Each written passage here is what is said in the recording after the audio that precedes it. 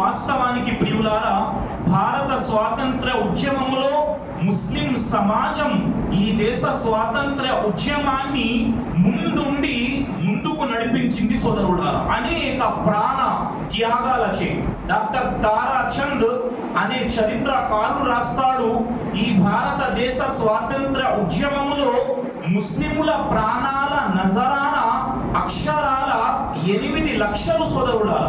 ముస్లిం సమాజము 8 లక్షల మంది ప్రాణాల త్యాగముతో మన భారతదేశానికి స్వాతంత్ర్యం సిద్ధించింది సోదరులారా. వాస్తవానికి ఈ స్వాతంత్ర ఉద్యమం ఎప్పుడు ప్రారంభమయ్యింది మనం మాట్లాడుకుంటాం. సాధారణంగా 1857 మీరట్ నగరంలో మే 10-11వ తారీఖులలో స్వాతంత్ర ఉద్యమం ప్రారంభమైంది. వాస్తవానికి లేదు. స్వాతంత్ర ఉద్యమం ఎప్పుడు ప్రారంభమైంది? సుమారు 1750వ సంవత్సరంలోనే షా వలీయుల్లా ముహద్దిస్ దెహ్లవీ రహిమహుల్లా ముందుగా ఈ దేశ స్వాతంత్ర్యం కోసం మాట్లాడారు. మీరు ఒక మాట తెలుసుకోవాలి, ఈ దేశాన్ని అనేక మంది పరిపాలించారు. అనేక మంది విదేశీయులు భారతదేశానికి వచ్చారు. ఆర్యులు కానివ్వండి, మౌర్యులు కానివ్వండి, ఢిల్లీ సుల్తానులు కానివ్వండి, మొఘలులు కానివ్వండి, అనేక మంది ఈ దేశానికి వచ్చి ఈ దేశాన్ని పరిపాలించారు. కానీ ముస్లిం రాజులు ఎప్పుడూ కూడా ఈ దేశాన్ని వలస కాలనీగా భావించలేదు. వీరు వలస కాలనీ, ఇక్కడ దొరికిన దానిని తీసుకు వెళదాం అన్న భావన ఎప్పుడూ ముస్లింలలో రాలేదు. నేను ఉదాహరణ చెప్పే ప్రయత్నము చేస్తాను. కానీ 200 సంవత్సరాల బ్రిటిష్ పరిపాలనలో మన భారతదేశంలో ఉన్న దానినంతటిని వారు కొల్లగొట్టే ప్రయత్నము చేశారు. అసలు బ్రిటిషర్లు మన దేశంలో ఎలా వచ్చారు? బ్రిటిషర్లు సోదరులారా 1600 సంవత్సరం డిసెంబర్ 31న ఈస్ట్ ఇండియా కంపెనీ ఇండియాలోకి ఎంటర్ అయింది. బ్రిటిష్ వారి ఈస్ట్ ఇండియా కంపెనీ ఎప్పుడు ఇండియాలోకి వచ్చింది సోదరులారా? 1600 సంవత్సరం డిసెంబర్ 31వ తేదీన. ఈస్ట్ ఇండియా కంపెనీ ఎందుకు వచ్చిందండి? మేము ఇండియాలో వ్యాపారం చేసుకుంటామని బ్రిటిష్ వారు భారతదేశంలోనికి వచ్చారు. భారతదేశంలో బెంగాలు ప్రాంతంలో ఆధిపత్యము తీసుకువచ్చే పని చేశారు. అన్నింటికంటే ముందుగా ఈ బ్రిటిష్ వారికి వ్యతిరేకంగా పోరాటం ప్రారంభించింది ఎవరు సోదరులారా? 1750వ సంవత్సరంలో షా వలీయుల్లా ముహద్దిస్ దెహ్లవీ రహిమహుల్లా బ్రిటిషర్లకు వ్యతిరేకంగా పోరాటం చేయాలి అని ఫత్వా ఇచ్చింది ఎవరు? అతని కుమారుడు షా అబ్దుల్ అజీజ్ ముహద్దిస్ దెహ్లవీ రహిమహుల్లా. ఏదేమైనప్పటికీ బ్రిటిష్ వాళ్ళు వచ్చి అప్పటికి అలీ వర్దీ ఖాన్ బెంగాలు ప్రాంతాన్ని పరిపాలిస్తున్నారు 1740 సమయంలో. ఎప్పుడైతే బ్రిటిష్ వారు కలకత్తా నగరంలో మేము వ్యాపారం చేసుకోవటానికి కొన్ని గొడవలు కట్టుకుంటాం అని కొన్ని గిడ్డంగులు కట్టుకున్నారు. ఓకే, ఎలా కట్టుకున్నారు? ముస్లిం నవాబులకు ధనము, కనకము, వస్తు సామాగ్రి అంతా అర్పించి ముస్లిం నవాబుల ముందు సాగిలపడి వ్యాపారం చేసుకుంటాం అని పర్మిషన్ తీసుకున్నారు. వ్యాపారం చేసుకునే క్రమంలో ఈస్ట్ ఇండియా కంపెనీ వారు ఏం చేశారు? పెద్ద పెద్ద గిడ్డంగులు కట్టుకున్నారు. ఓకే, గిడ్డంగులు, గొడవలు కట్టుకోండి, అభ్యంతరం లేదు. ఈ గొడవల చుట్టూ సోదరులారా పెద్ద పెద్ద కోటలు నిర్మించటం ప్రారంభించారు. ఎప్పుడైతే కోటలు నిర్మించటం ప్రారంభించారో డౌట్ వచ్చింది ఆ కాలంలో రాజులకు, మీకెందుకయ్యా కోటలు? మీరు మా రక్షణలో ఉన్నారు కదా, మీ గిడ్డంగులు మీకు చాలు అని చెబుతూ అందరికంటే ముందు ఈ దేశ స్వాతంత్ర ఉద్యమ పోరాటములో భాగంగా అరుణ పుటల్ని తెరిచిన వారు ఎవరంటే బ్రిటిష్ వారికి వ్యతిరేకంగా 1757వ సంవత్సరములో ఎవరు? నవాబ్ సిరాజుద్దౌలా రాబర్ట్ క్లైవ్ అన్న ఒక బ్రిటిష్ అధికారితో పోరాటము చేసి 1757 జూన్ 23వ తారీఖున బ్రిటిష్ వారికి వ్యతిరేకంగా పోరాటము చేసి తన సర్వ సైన్యాధ్యక్షుడైన మీర్ జాఫర్ యొక్క కుట్ర వలన ఈ దేశ స్వాతంత్ర పోరాటములో అందరికంటే ముందు తన ప్రాణాలు అర్పించింది ప్లాసీ యుద్ధములో సిరాజుద్దౌలా సోదరుడా. ఆ తరువాత అదే 1764వ సంవత్సరంలో రెండవ యుద్ధం జరిగింది. ఆ యుద్ధం పేరు ఏమిటండి? బక్సార్ యుద్ధం.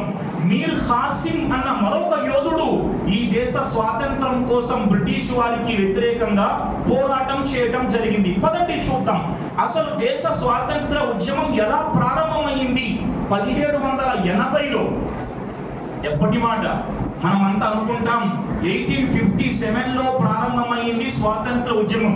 నేను చెబుతున్న మాట 1780వ సంవత్సరంలో టీపు సుల్తాన్ బ్రిటిష్ వారు గనక భారతదేశాన్ని ఆక్రమిస్తే భారతదేశంలో ఎలాంటి పరిస్థితులు రాబోతున్నాయి అని గ్రహించి 1780వ సంవత్సరంలోనే టీపు సుల్తాన్ స్వదేశీ పాలకులందరికీ లేఖలు రాశారు. మీరు బ్రిటిష్ వారి ఈస్ట్ ఇండియా కంపెనీకి పర్మిషన్ ఇవ్వద్దు, మీరు గనక వారికి ప్రతి రకంగా ఆదరిస్తే ఈ దేశంపై వారికి కూర్చుంటారు. 1780లో సోదరులారా మనం ఏం చదువుకుంటాం సోషల్ పుస్తకాలలో? మొట్టమొదటి స్వాతంత్ర ఉద్యమం 1857 సిపాయిల తిరుగుబాటు జరిగింది. సిపాయిల తిరుగుబాటు ఏంటి? బ్రిటిష్ వారికి వ్యతిరేకంగా స్వదేశీ సిపాయిలు తిరుగుబాటు చేశారు 1857 మే 10వ తారీఖున మీరట్ నగరంలో. దానికంటే 77 సంవత్సరాల ముందే బ్రిటిష్ వారికి వ్యతిరేకంగా సిపాయిల తిరుగుబాటు విశాఖపట్టణంలో జరిగింది. ప్రియులారా, ఏమైందంటే 1780 కాలములో టీపు సుల్తాన్, అతని వాస్తవ పేరేమిటి? ఫతే అలీ. వాళ్ళ నాన్న పేరేమిటి?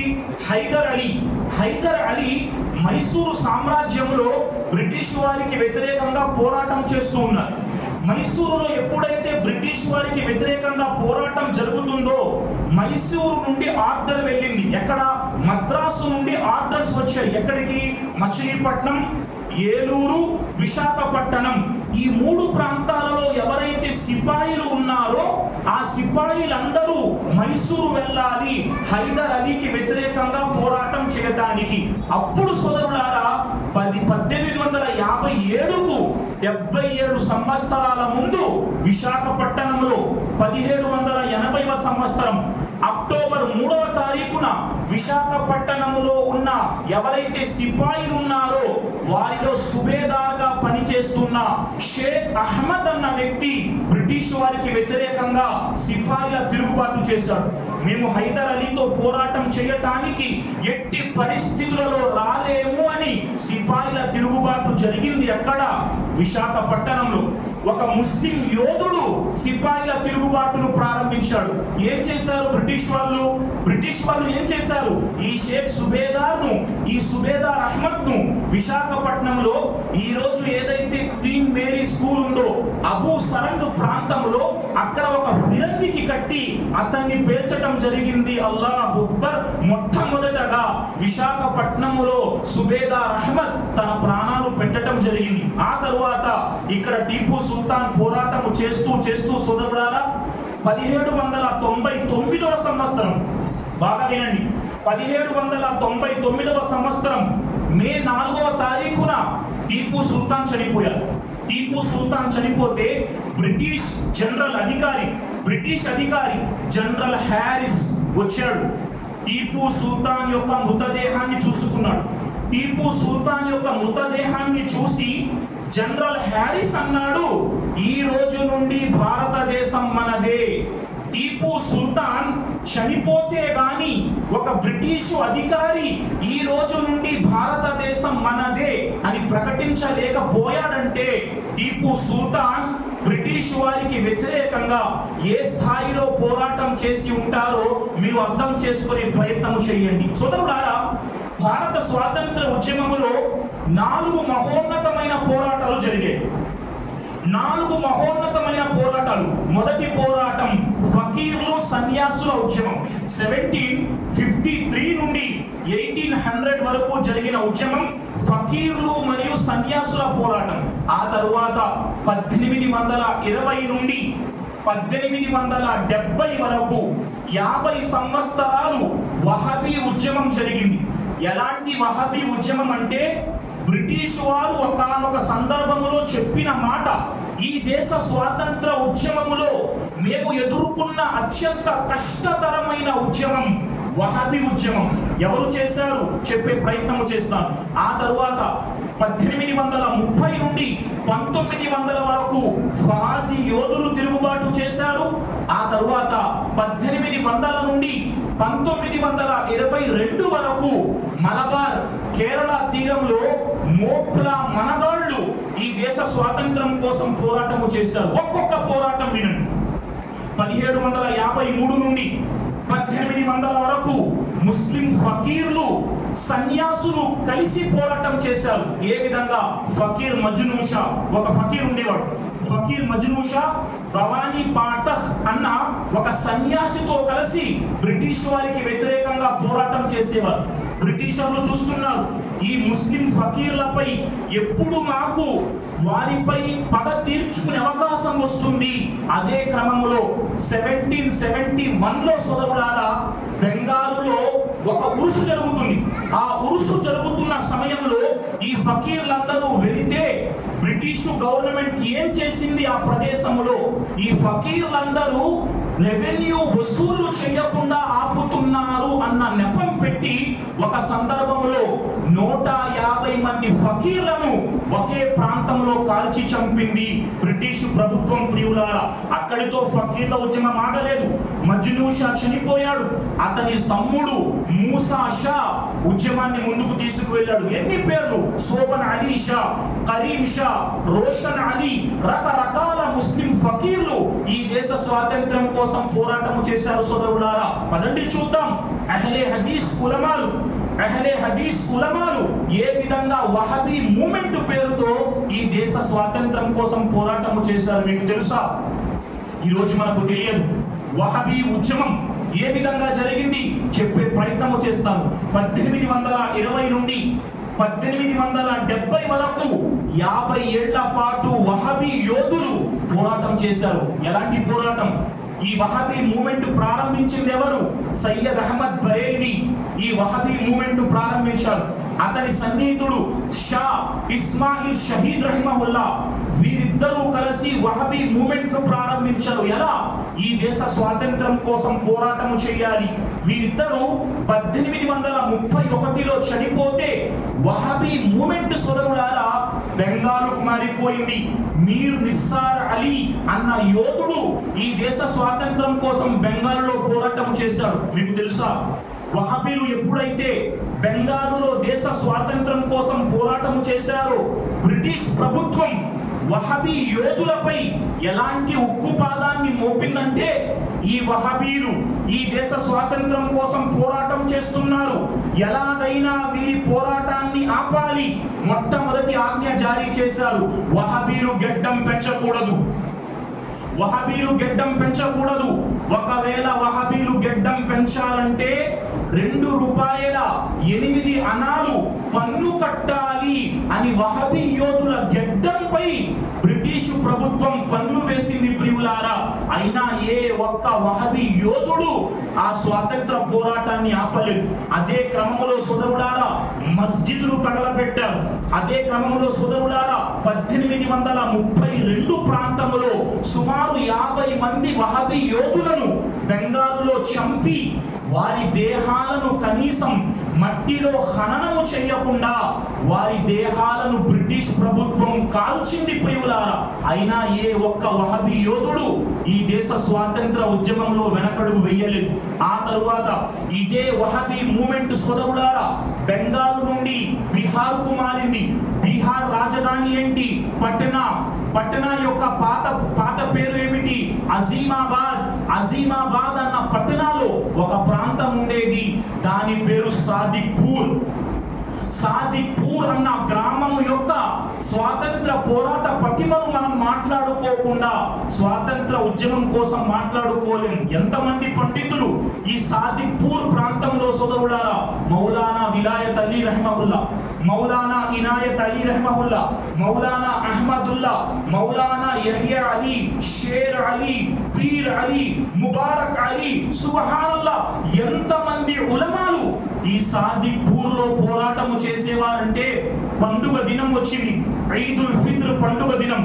బ్రిటిష్ ప్రభుత్వం చూసింది ఈ వహబీ యోధులు ఈ బీహారులో పట్టణాలో సాదిక్పూర్ లో ఉద్యమం చేస్తున్నారు, వీరి ఉద్యమాన్ని నీరు కార్చాలి. పండగ రోజు ప్రియులారా బుల్డోజర్ను తీసుకువచ్చి ఈ బ్రిటిష్ వారు ముస్లిముల ఇళ్ళన్నీ పడగొట్టేశారు.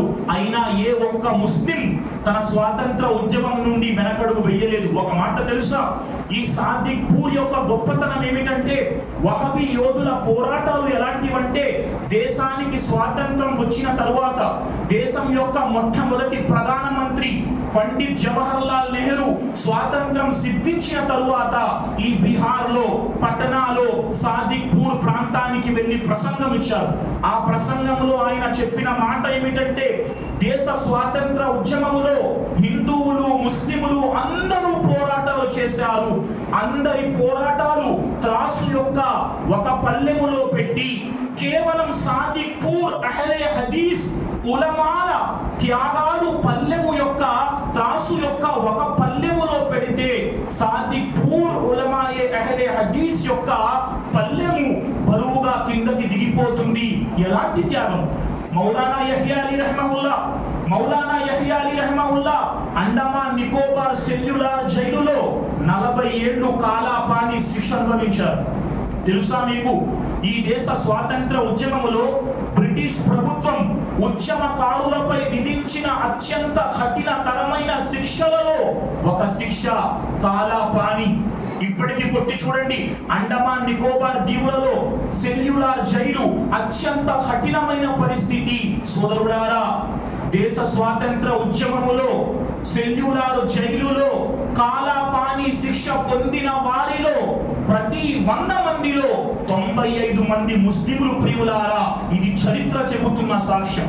ఒక్క యహ్యా అలీ రహిమహుల్లా 40 ఏళ్ళు కాలాపాని శిక్షను పొంది అతను అండమాన్ జైలులో చనిపోతే అతని నమాజే జనాజాలో 4000 మంది ఖైదీ ఉలమాలు పాల్గొన్నారంటే ఎంతమంది ఉలమాలను, ఉలమాయి సాదిక్పూర్ను ఈ బ్రిటిష్ గవర్నమెంట్ కాలాపానికి పంపించి ఉంటుంది. సోదరులారా, అల్లాహు అక్బర్! ఏ విధమైన వహబీ ఉద్యమం సోదరులారా! ఇదే వహబీ ఉద్యమం 1857లో ఒక ఈ దేశ స్వాతంత్రములో పతాక స్థాయికి చేరుకుంది. ప్రియులారా, బహదూర్ షా జఫర్ చివరిలో అంటారు చాలా మంది, మంగల్ పాండే సిపాయిల తిరుగుబాటు ప్రారంభించారు. వాస్తవానికి 1857లో ఈ దేశ స్వాతంత్రం కోసం పోరాటము చేసిన వారు ఎవరు? చివరి మొఘల్ రాజు బహదూర్ షా జఫర్. చెప్పేవారు చెబుతారు కదా, ఈ దేశాన్ని మీరు ప్రేమించలేదు, ఎవడో వచ్చి ఈ దేశాన్ని ప్రేమించలేదేమో, కానీ ఎల్లప్పుడూ ముస్లిం నవాబులు ఈ దేశాన్ని ప్రేమించారు. ప్రియులారా, 1857లో బహదూర్ షా జఫర్ ఎప్పుడైతే స్వాతంత్ర పోరాటము చేస్తున్నారో బ్రిటిష్ గవర్నమెంట్ ఏం చేసింది? బహదూర్ షా జఫర్ ను 1858లో రంగూన్ జైలుకు పంపించింది. రంగూన్ జైలుకు పంపించి అతని కళ్ళ ముందు 4 కొడుకులను నరమేధము చేసింది బ్రిటిష్ గవర్నమెంట్. బహదూర్ షా జఫర్ 1862లో రంగూన్ జైలులో బహదూర్ షా జఫర్ చనిపోతూ ఒక మాట చెప్పుకున్నాడు. ఆయన ఈ దేశంపై ప్రేమను ప్రకటిస్తూ బహదూర్ షా జఫర్ చెప్పిన మాట ఏమిటంటే, కిత్నా బద్ నసీబ్ జఫర్ దఫన్ కే లియే 2 గజ్ జమీన్ నహీ మిలి కుయే యార్ మే. చూడండి, బహదూర్ షా జఫర్ రంగూన్ జైలులో చనిపోతూ చెప్పిన మాట, అరే బహదూర్ జఫర్, నువ్వు ఎంత దురదృష్టవంతుడివిరా, రంగూన్ జైలులో చనిపోతున్నావు, నీ కోసం 2 గజాల స్థలం నీ మాతృభూమి భారతదేశంలో దొరకలేదే.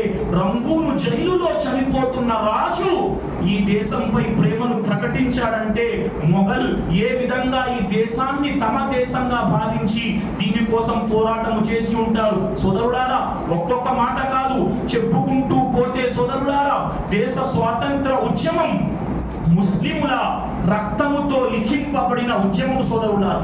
1830 నుండి 1900 వరకు పీర్ హాజీ షరియతుల్లా నేపథ్యంలో ఫరాజీ యోధులు తిరుగుబాటు చేశారు. ఆ తరువాత 1800 నుండి 1922 వరకు 122 సంవత్సరాలు కేరళ తీరంలో మోప్లా మనగాళ్ళు ఈ దేశం కోసం పోరాటము చేశారు. తెలుసా మీకు? బళ్ళారి ట్రైన్ ట్రాజడీ పుట్టండి, ఈ రోజు కొట్టి చూడండి మీరు. బళ్ళారి ట్రైన్ ట్రాజడీ ఏం జరిగింది? 122 ఏళ్ళు మోప్లా మనగాళ్ళు దేశ స్వాతంత్రం కోసం పోరాటము చేశారు. కొంతమంది ఈ మాటలు వక్రీకరించే ప్రయత్నము చేస్తున్నారు. వాస్తవానికి మోప్లా అంటే ఎవరండి? మోప్లా లేదా మోపిల్లా అంటే వీరు అరబ్ దేశం నుండి వ్యాపారం కోసం కేరళకు వచ్చి కేరళలో సెటిల్ అయిపోయి కేరళ స్త్రీలతో నికా చేసుకొని అక్కడ ఉండిపోయారు.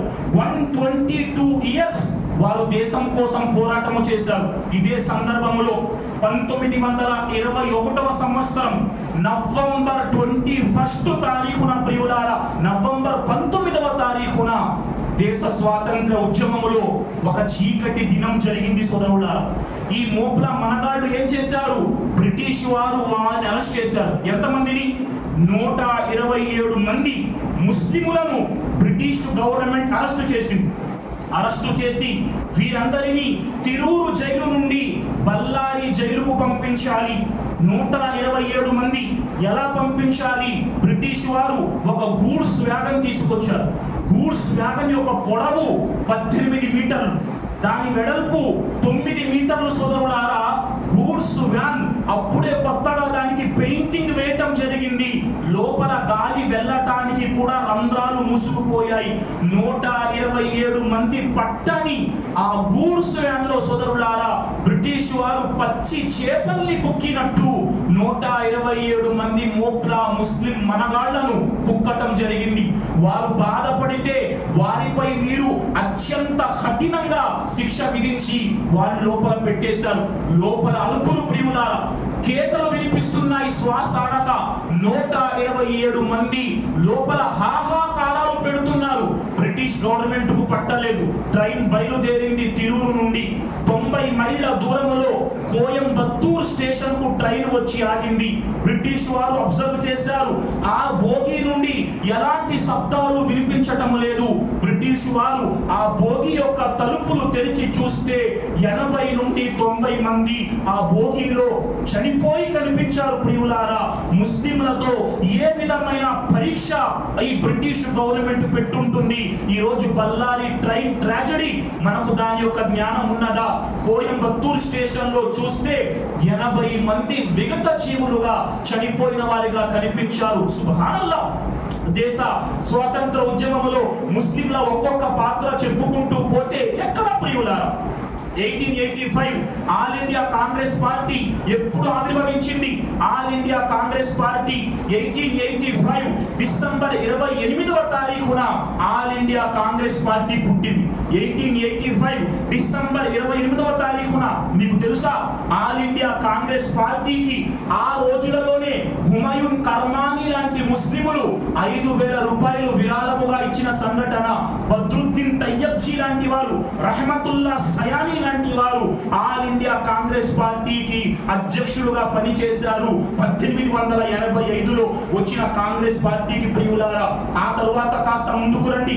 1906వ సంవత్సరంలో స్వదేశీ ఉద్యమము గాని, 1916వ సంవత్సరంలో హోమ్ రూల్ ఉద్యమము గాని, ఈ రోజు మనం దేశ స్వాతంత్రం కోసం మాట్లాడుకుంటే గాంధీజీ కోసం మాట్లాడండి అయ్యా, తప్పులేదు.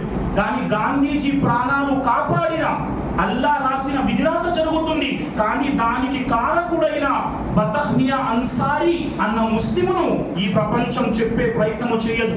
గాంధీని మనం గొప్పగా పొగుడుతాం, కానీ గాంధీ ప్రాణాలు కాపాడిన వాడు ఒక ముస్లిం ప్రియులారా. ఏం జరిగింది? 1917వ సంవత్సరంలో సోదరులారా, బిహారులో చంపారన్ అన్న ప్రాంతములో నీలి మందు రైతులపై బ్రిటిష్ ప్లాంటర్లు దౌర్జన్యం చేశారు. కాంగ్రెస్ పార్టీ ఏం చేసింది? గాంధీజీని చంపారం వెళ్ళండి, అక్కడ రైతుల సమస్యలు పరిష్కరించండి, గాంధీ గారిని కాంగ్రెస్ గవర్నమెంట్ పంపితే గాంధీ గారు అక్కడికి వెళ్ళారు. వెళ్ళిన తరువాత అక్కడ వంట మనిషిగా పనిచేసే ప్రభుత్వ ఉద్యోగి, అతని పేరు బతహ్మియా అన్సారీ, అతని చేత దౌర్జన్యంగా బలవంతంగా బ్రిటిష్ వారు ఏం చేశారంటే గాంధీజీ గారికి వడ్డించే సూపులో విషం కల్పించారు. గాంధీజీకి వడ్డించే సూపులో విషం కలపటం జరిగింది. బతహ్మియా అన్సారీని హెచ్చరించారు, ఓ బతహ్మియా, నువ్వు గనక గాంధీ ఈ సూపు తాగటానికి ముందు గాంధీకి ఈ మాట చెబితే నీ ప్రాణాలు తీస్తాం, నీ కుటుంబాన్ని నాశనం చేస్తాం. ఒక ముస్లిం ప్రియులారా తన యొక్క విశ్వాసముతో గాంధీజీ ఆ సూపు తాగటానికి ముందే గాంధీజీకి వెళ్ళి బతహ్మియా అన్సారీ తెలియజేశారు, అయ్యా మీరు తాగబోయే సూపులో బ్రిటిష్ వారు విషం కలపటం జరిగింది. ఈ మాటకు సాక్షి నేను కాదు ప్రియులారా, ఈ మాటకు సాక్షి ఎవరు? గాంధీజీ చంపారన్ పర్యటనకు వెళ్ళినప్పుడు గాంధీజీతో తోడున్న వారెవరు? ఇండియా యొక్క మొదటి రాష్ట్రపతి బాబు డాక్టర్ రాజేంద్ర ప్రసాద్ దానికి సాక్షి. ఎప్పుడైతే ఇండియాకు స్వాతంత్రం వచ్చిందో డాక్టర్ బాబు రాజేంద్ర ప్రసాద్ చంపారన్ వెళ్ళారు. బతహ్మియా అన్సారీని చూశారు, అయ్యా నువ్వు బతహ్మియా అన్సారీవి కదా, గాంధీజీ ప్రాణాలు రక్షించిన వాడిని. 50 ఎకరాలు ప్రభుత్వ భూమి గ్రాంట్ చేస్తే ఆ భూమి కూడా బతహ్మియా అన్సారీకి ఇవ్వటం జరగలేదు. ప్రియులారా, ఖైర్, నేను చెప్పే మాట, గాంధీజీ కోసం మాట్లాడినప్పుడు గాంధీ ప్రాణాలు రక్షించటంలో తన వంతు పాత్ర వహించిన బతహ్మియా అన్సారీ అన్న గొప్ప వ్యక్తిని ఈరోజు సమాజం మర్చిపోతే ముస్లిం సమాజానికి తెలియదు. సోదరులారా, ఇంకాస్త ముందుకు పదండి. 1919వ సంవత్సరం ఏప్రిల్ 13వ తారీఖు బ్లాక్ డే. ఇండియా యొక్క స్వాతంత్ర పోరాటంలో ఒక బ్లాక్ డే.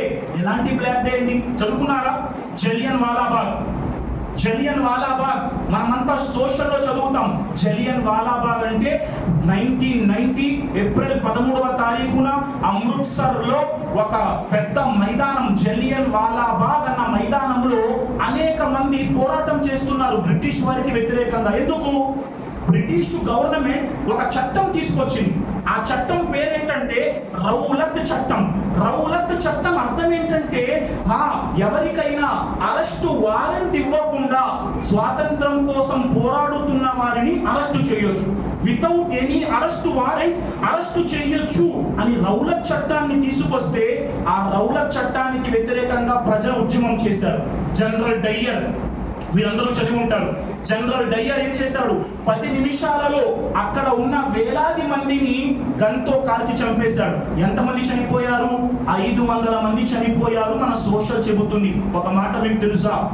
జనరల్ డయ్యర్ ఏదైతే 500 మందిని చంపాడో ఇందులో 370 మంది ముస్లింలు చనిపోయారు. సోదరులారా, ఈ మాట ప్రపంచానికి తెలియదు. జనరల్ డయ్యర్ ఏదైతే జలియన్ వాలాబాగ్ లో అక్కడ ప్రజలు ఆందోళన చేశారో దానికి నేతృత్వం వహించింది ఎవరు? దానికి అధ్యక్షత వహించింది డాక్టర్ బషీర్. దానికి అధ్యక్షత వహించింది డాక్టర్ బషీర్. ప్రియులారా, ముస్లిం సమాజం అదే జలియన్ వాలాబాగ్ లో ఒక ముస్లిం మహిళ, ఆమె పేరేంటండి? బీబీ ఉమర్ బీబీ అన్న ముస్లిం మహిళ ఆ స్వాతంత్ర ఉద్యమంలో జలియన్ వాలాబాగ్ లో చనిపోయింది. ముస్లిం సోదరిమణులు, ఒక మాట మీకు తెలుసా? ముస్లిం సోదరిమణులు ఈ దేశ స్వాతంత్రం కోసం ఎలా పోరాటం చేశారు? గాంధీజీ గారికి డబ్బులు అవసరం పడ్డాయి.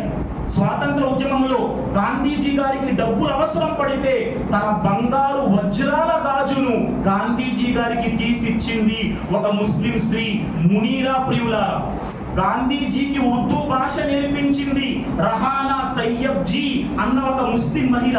గాంధీజీ సమక్షంలో తన నికా చేసుకుంది ఉద్యమంలో ఫాతిమా బేగం, ఒక ముస్లిం స్త్రీ. ప్రియులారా, జాతీయ ఉద్యమకారులచే అమ్మీగా పిలువబడింది ఆబాదీ బానో బేగం. ప్రియులారా, ఒక్కొక్క ముస్లిం మహిళ ఎలాంటి దేశ స్వాతంత్రం కోసం పోరాటం చేశారు సోదరులారా.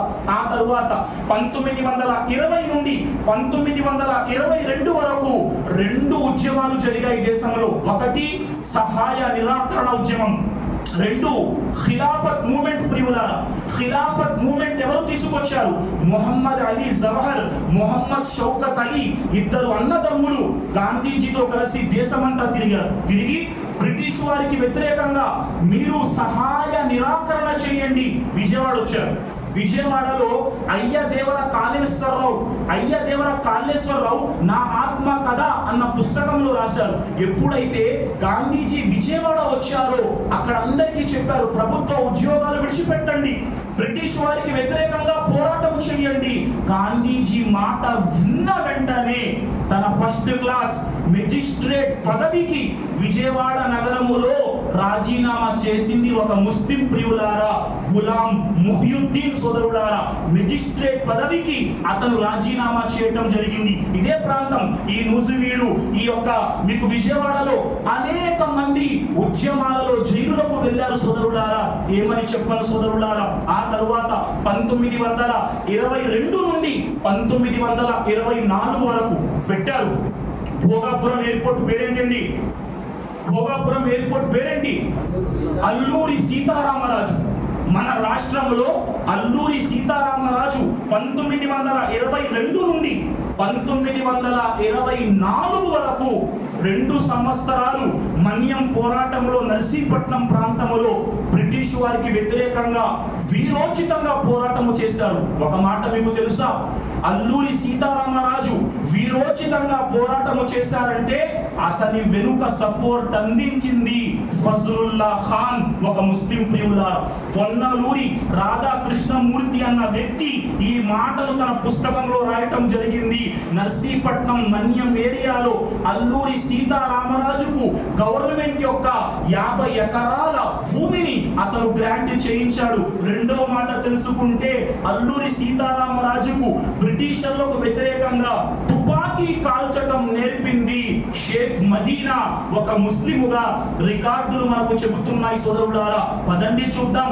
1923వ సంవత్సరం ఒక వ్యక్తి పేరు చెప్పుకోకుండా ఈ దేశ స్వాతంత్ర ఉద్యమం ముగించటం నేరమవుతుంది. ఆ వ్యక్తి ఎవరు? 1923వ సంవత్సరంలో తన 35 ఏళ్ల వయస్సులో ఆల్ ఇండియా నేషనల్ కాంగ్రెస్ పార్టీకి 35 ఇయర్స్ ఏజ్ లో ప్రెసిడెంట్ అయిన ఇమాముల్ హింద్, ముహద్దిస్, ముఫక్కిర్, మౌలానా, భారతరత్న అబుల్ కలాం ఆజాద్ రహిమహుల్లా. మౌలానా అబుల్ కలాం ఆజాద్ రహిమహుల్లా ఈ దేశాన్ని ఎంత ప్రేమించారంటే, ఒక దైవదూత వచ్చి దేశానికి స్వాతంత్రము కావాలా లేక హిందూ ముస్లిం ఐక్యత కావాలా అంటే మౌలానా అబుల్ కలాం ఆజాద్ రహిమహుల్లా చెప్పిన మాట, హిందూ ముస్లిం ఐక్యత కావాలి, మేమిద్దరం కలిసి ఉంటే రేపైనా దేశానికి స్వాతంత్రాన్ని తెచ్చుకుంటాం అని చెప్పిన వ్యక్తి మౌలానా అబుల్ కలాం ఆజాద్ రహిమహుల్లా. మౌలానా అబుల్ కలాం ఆజాద్ చేతులకు సంకెళ్ళు వేశారు, అతని కలానికి సంకెళ్ళు వేశారు. 2 పత్రికలు మౌలానా అబుల్ కలాం ఆజాద్ నడిపించేవారు. ఒక పత్రిక పేరు అల్ హిలాల్, బ్రిటిష్ గవర్నమెంట్ బ్యాన్ చేసింది. మౌలానా అబుల్ కలాం ఆజాద్ రహిమహుల్లా 2వ పత్రిక తీసుకొచ్చారు, అల్ బలాగ్, దాన్ని గవర్నమెంట్ రద్దు చేసింది. మాటికి మౌలానా జీవితంలో సుమారు 14 సంవత్సరాలు జైలులో బ్రిటిష్ గవర్నమెంట్ నిర్బంధించింది ప్రియులారా. ఎలాంటి మౌలానా అబుల్ కలాం ఆజాద్? కేవలం మౌలానా అబుల్ కలాం ఆజాదా? అతని భార్య చూడండి, ఆమె పేరు జులేఖా బేగం. 1942 క్విట్ ఇండియా ఉద్యమం జరిగిన సందర్భంలో మౌలానా అబుల్ కలాం ఆజాద్ను జైల్లో పెట్టారు. 1943 ఏప్రిల్ మాసములో ఆబాదీ ఎవరైతే జులేఖా బేగం ఉన్నారో ఆమె ఆరోగ్యం పాడైపోయింది. మౌలానా అబుల్ కలాం ఆజాద్ రహిమహుల్లా భార్య ఆరోగ్యం పాడైపోయింది. బ్రిటిష్ గవర్నమెంట్ చెప్పింది, మీరు గనక మౌలానా మీ భార్యను చూడటానికి వెళ్ళాలి అని మాకు రిక్వెస్ట్ లెటర్ పెడితే మీకు బెయిల్ ఇవ్వటం జరుగుతుంది. ఈ మాట తెలిసింది మౌలానా భార్య జులేఖా బేగంకు. ఆమె మౌలానా గారికి ప్రత్యుత్తరం పంపించింది, మీరు బ్రిటిష్ వారి ముందు తల ఒగ్గటానికి ఎలాంటి ఆస్కారం ఇవ్వకండి, నేను చనిపోయినా పర్వాలేదు, మీరు బ్రిటిష్ వారి ముందు తల ఏమాత్రం వంచకూడదు. సుబ్హానల్లా. మౌలానా ఎంతో ప్రయత్నం చేశారు భార్యకు చెప్పటానికి. లేదు, నేను రిక్వెస్ట్ లెటర్ పెట్టి బెయిల్ తీసుకొని వస్తాను. భార్య నిరాకరించింది. ఆఖరికి మౌలానా అబుల్ కలాం ఆజాద్ రహిమహుల్లా స్వాతంత్ర పోరాటంలో భాగంగా జైలులో ఉండిపోయారు. భార్య చనిపోయింది. ఆమె జనాజా నమాజులో కూడా మౌలానా అబుల్ కలాం ఆజాద్ రహిమహుల్లా వెళ్ళలేకపోయారంటే మౌలానా అబుల్ కలాం ఆజాద్ రహిమహుల్లా ఈ దేశ స్వాతంత్రములో ముస్లిముగా తన పాత్రను ఎంత అత్యున్నత స్థాయిలో నిర్వర్తించి ఉంటారో ఆలోచించే ప్రయత్నము చేయండి సోదరులారా. మౌలానా అబుల్ కలాం ఆజాద్ రహిమహుల్లా దేశము రెండు ముక్కలవ్వటములో ఏ మాత్రం ఇష్టపడలేదు. ఢిల్లీ నగరములో యమునా నదీ తీరాన 1947లో ముస్లింలు పక్క దేశానికి వెళ్తానంటే మౌలానా జామా మస్జిద్ యొక్క మెట్లపై నిలబడి చారిత్రాత్మక ప్రసంగం చేశారు. ఓ ముస్లిములారా, నిన్ననే కదా మీరు యమునా నది నీటితో హుజూరు చేశారు. ఈరోజు యమునా నది నీటితో భయపడుతున్నారా? నిన్ననే కదా ఈ ఢిల్లీ నగరంలో మీరు సజ్దాలు చేశారు. ఈ సజ్దా చేయటానికి భయం వేస్తుందా? నిన్నటి వరకు మీరే తుఫానుగా ఉన్నారు. ఈ రోజు మీరు తుఫానుకు భయపడుతున్నారా? పక్క దేశానికి వెళ్ళవద్దు.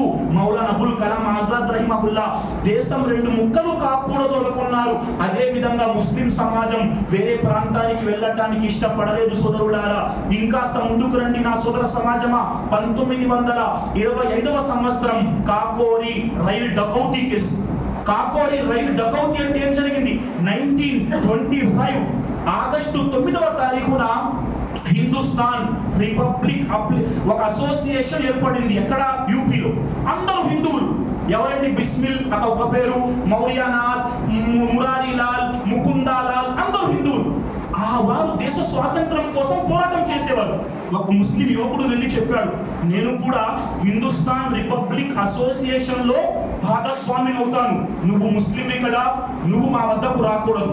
అతడు చాలా రిక్వెస్ట్ చేసిన తరువాత అతడిని తీసుకున్నారు. అతని పేరేంటండి? అష్ఫాకుల్లా ఖాన్. ట్రైన్ వెళ్తుంది. 8th డౌన్ ప్యాసింజర్ షాజహాన్పూర్ నుండి లక్నో వెళ్తుంది. షాజహాన్పూర్ నుండి లక్నో వెళ్తున్న 8th డౌన్ ప్యాసింజర్ లో హిందుస్థాన్ రిపబ్లిక్ అసోసియేషన్ సభ్యులు ఏం చేశారు? అందులో ప్రభుత్వం యొక్క ఖజానా వెళ్తుంది. ప్రభుత్వ ఖజానాను లూటీ చేద్దాం అని ప్రతిపాదించారు. అన్నారు అష్ఫాకుల్లా ఖాన్, బిస్మిల్, నా మాట విను. మన వద్ద మెజారిటీ లేదు, మనం గవర్నమెంట్ కు దొరికిపోతాం, మనం ఏమాత్రం ఈ పని చేయకూడదు. అష్ఫాకుల్లా ఖాన్ వారించాడు. వారించిన తరువాత కూడా మెజారిటీ ఏమనుకున్నారు? ఆ రైలులో డకౌతీ చేయాలి, దొంగతనము చేయాలి నిర్ధారించుకున్నారు.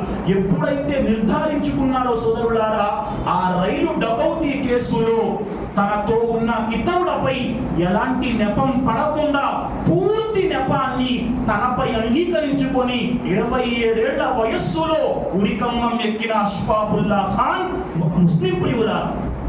ఆ తర్వాత బిస్మిల్ తన ఆత్మకథలో రాసిన మాట, అష్ఫాకుల్లా ఖాన్ పూర్తి నెపాన్ని తనపై నెట్టుకున్నాడు.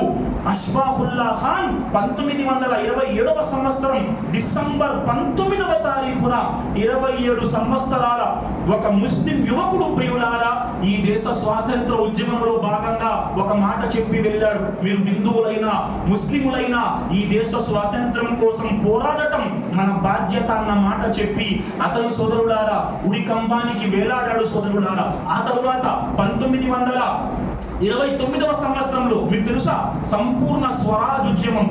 దేశం స్వాతంత్ర ఉద్యమంలో చాలా పదాలు ఉన్నాయి. ఒక పదం ఏంటి? మనం ఎంతో గొప్పగా ఒక పదం చెబుతాం. ఎందుకయ్యా? ఈరోజు జాతీయ జెండాను ఎగరవేశారు. జాతీయ జెండా ఎగరవేశారు. జాతీయ జెండా రూపకర్త ఎవరు?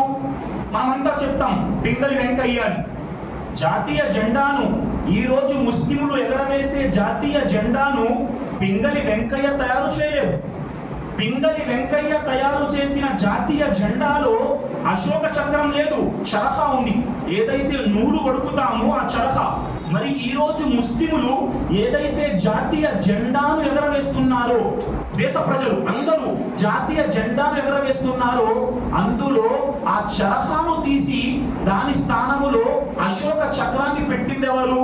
హైదరాబాద్ కు చెందిన ఒక మహిళ సురయ్య తయ్యబ్ జీ.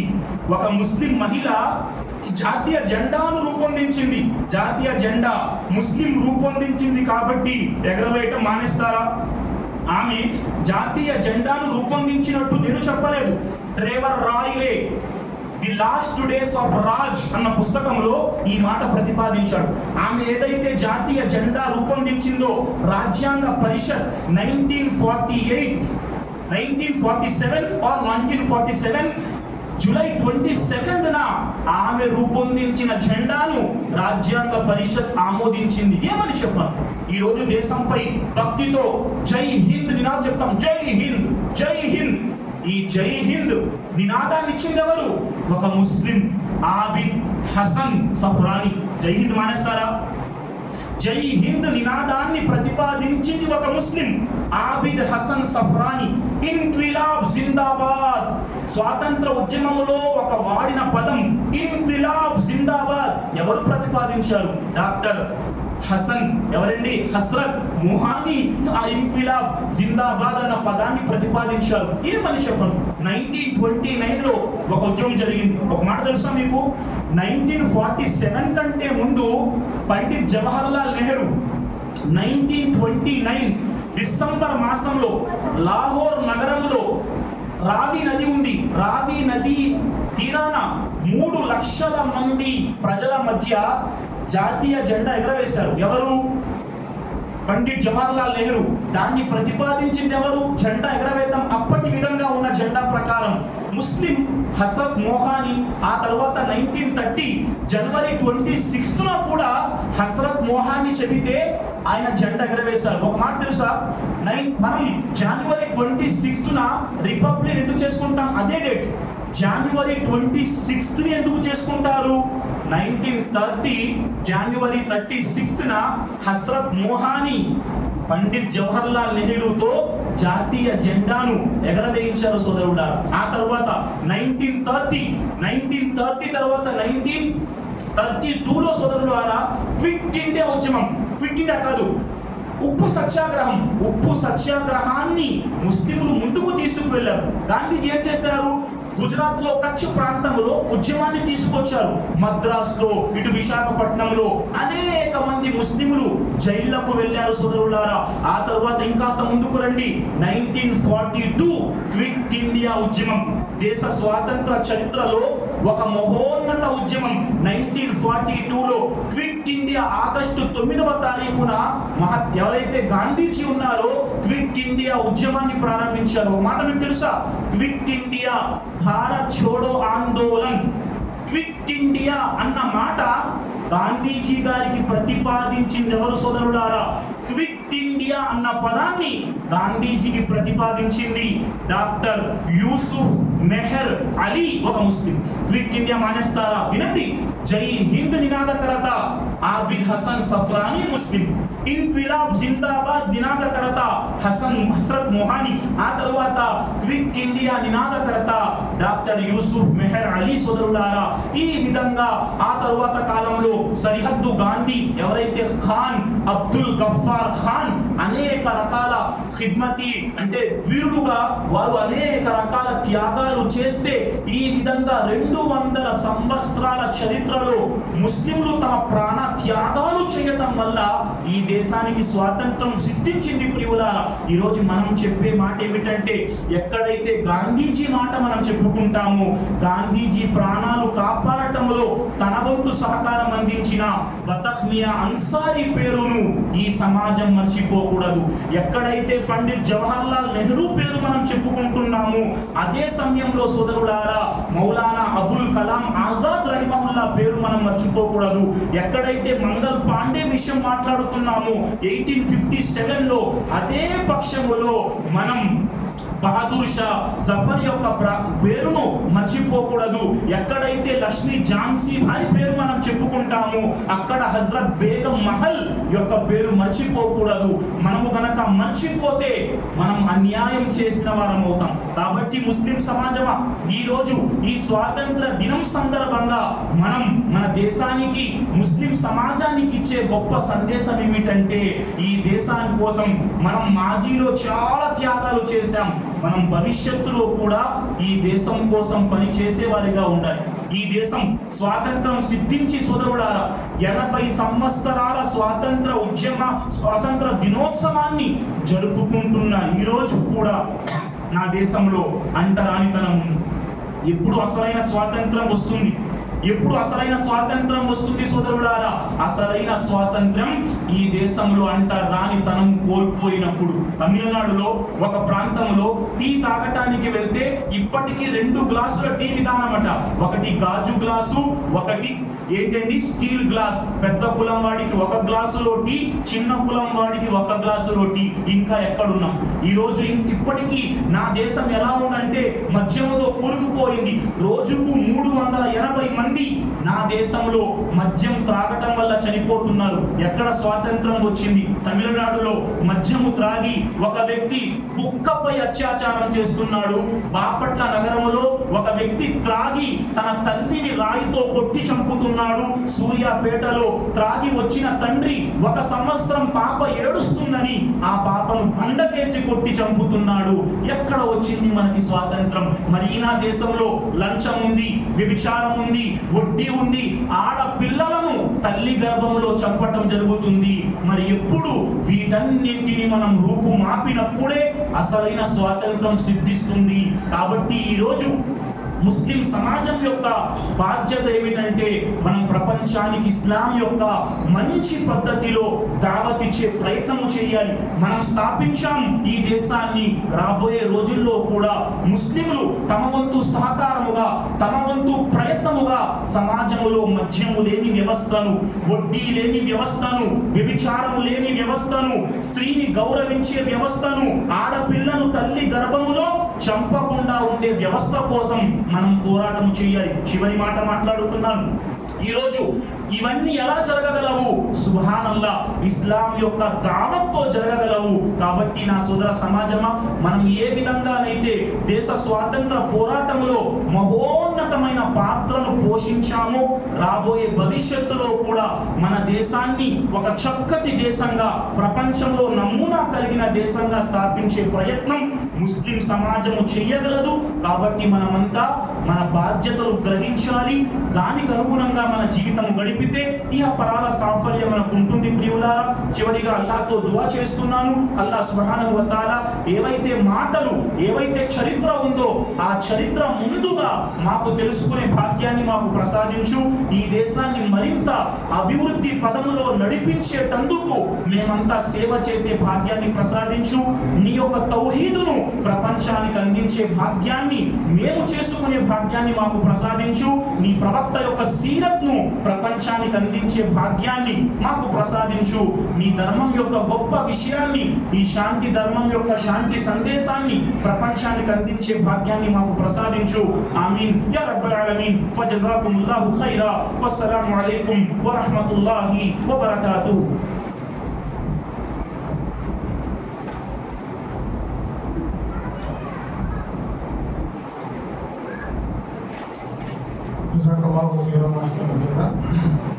अभी आप समाअत कर रहे थे मौलाना शरीफ मदनी हफिज़हुल्लाह की तकरीर। इसी मुनासबत से यानी आज 15 अगस्त है, आज़ादी का दिन है। आपने तकरीर के अंदर हिंदुस्तान की आज़ादी में मुसलमानों का क्या रोल रहा, क्या किरदार रहा, आप जो है तारीख़ के साथ खुल्लम खुल्ला अच्छे अंदाज में आपने तकरीर सुनी। सुनना बड़ी बात नहीं है, बल्कि आज अफसोस का मुकाम ये है कि आज के जनरेशन को ये सब बातें मालूम नहीं है। ये सब बातों की जानकारी रखना बहुत ज़रूरी है। आज के नौजवानों से अगर कोई सवाल करे हमारे हिंदुस्तान के आज़ादी में मुसलमानों के किरदार के सिलसिले में, कुछ नहीं बोल सकते। आज का हमारा नौजवान टाइम वेस्ट कर रहा है मोबाइल में, इधर उधर के बेकार की बातों में, बेकार के कामों में। ये सब बातें ऐसी हैं जिसको जानना ज़रूरी है। जानेंगे तो ही हम सामने वाले से बात कर सकेंगे अच्छे अंदाज में। तो बहरहाल बहुत सारी बातें आपके सामने आई। मौलाना शरीफ मदनी हफिज़हुल्लाह, अल्लाह की तौफीक और उसकी मदद से आप दुनियावी तालीम में भी पोस्ट ग्रेजुएट हैं और दीनी तालीम में भी आप पोस्ट ग्रेजुएट हैं। दुनियावी तालीम में B pharmacy, M pharmacy post graduate हैं आप, और उसके अलावा दीनी तालीम में